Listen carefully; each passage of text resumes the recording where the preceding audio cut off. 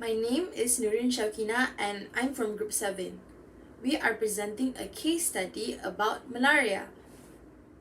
Malaria is a disease which is caused by a parasite that belongs to the phylum Apicomplexa and the genus Plasmodium.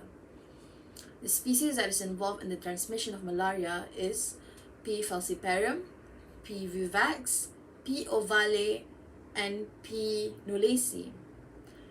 These are found in a female Anopheles mosquito and is geographically found in South America, Africa, Southeast Asia, and the Middle East.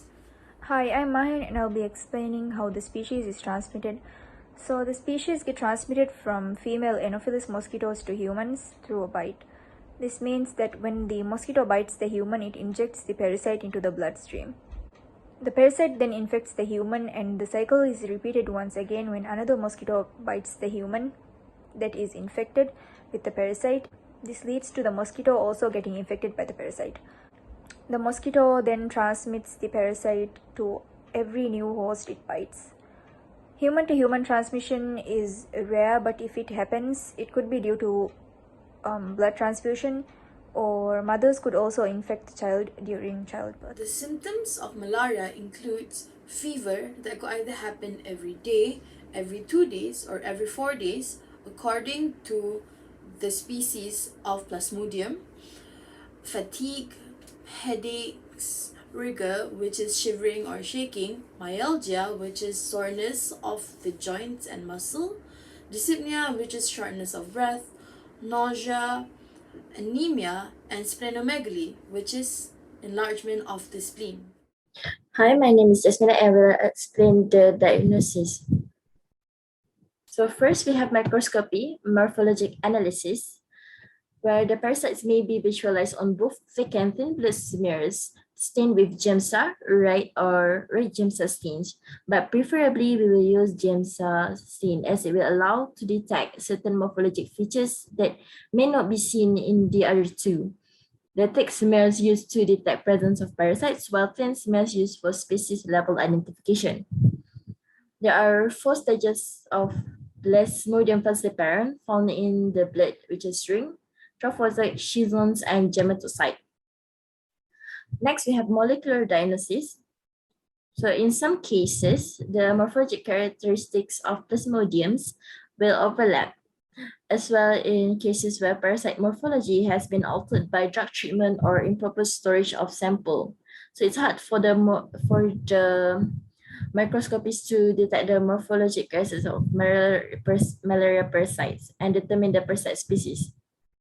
In such cases, the Plasmodium species can be determined by using confirmatory molecular diagnostic tests. In addition, molecular tests such as PCR can detect parasites in specimens where the parasitemia may be below detectable level of blood film examinations. We also have the malaria antibody detection, which used for clinical diagnosis. It is performed using indirect fluorescent antibody IFA test. IFA procedure can be used as diagnostic tool to determine if patient has been infected with Plasmodium. It is not practical for serology testing for routine diagnosis of acute malaria because of time required for development of antibody and also persistence of antibodies.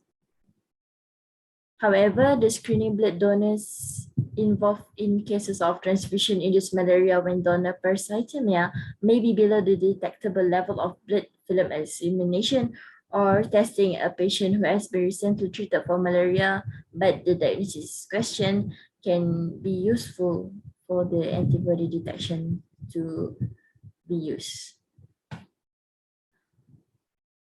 Lastly, we have antigen detection, which it's used to detect the malaria parasites on basis of antigens or enzymatic activities associated with the parasites. These methods often package as individual test kits, which known as rapid diagnostic tests or RDTs. Hi guys, my name is Razina. Okay, for the treatments, based on our case study, here I only wrote 2 of them, which are intravenous artesunate and intravenous quinine. IV artesunate is an effective drug treatment, and it is also known as artemisinin derivative that have been used broadly outside from US country. It acts more rapidly than IV quinidine in terms of parasite clearance. For example, IV artesunate will kill the parasites that moves around its ring stage, and then it will be removed by the spleen. This medication is safe to use, simple to administer, help to lower down fever quickly and reduce the mortality. Okay, besides that, it also helps to drop the parasitemia level without adverse effect. Next, the second medication are IV quinine. IV quinine is an alternative or standard drug treatment used if there is no IV artesunate medication available in the country. This medication is known as cinchona alkaloids and it is formulated as dihydrochloride salt. It must be administered as a slow, rate-controlled infusion in saline or dextrose solution. Make sure to use IV instead of IM injection to avoid from hypoglycemia that can lead towards cardiotoxicity and hypertension. Last but not the least, this medication is administered in a buffered formulation or by diluted quinine dihydrochloride for IM injection to avoid from pain. Moving on with prevention part, usually the traveler must make sure to take proper medicine before, during, and after traveling from endemic areas. Make sure to avoid from female Anopheles mosquito bites by we can use 20 to 35% contained repellent such as DEET insect repellent and spray it on the exposed skin area. Use firetrine or flying insect spray to kill mosquitoes at sleeping area. Second is wear protective clothes such as pants and long sleeve shirts during mosquito active time, especially on night time. Finally, make sure to cover mosquito netting over beds and spray it with insecticide permethrin if your staying place doesn't have air conditioner, fan, or the windows weren't screened. Okay, that's all from us. Thank you.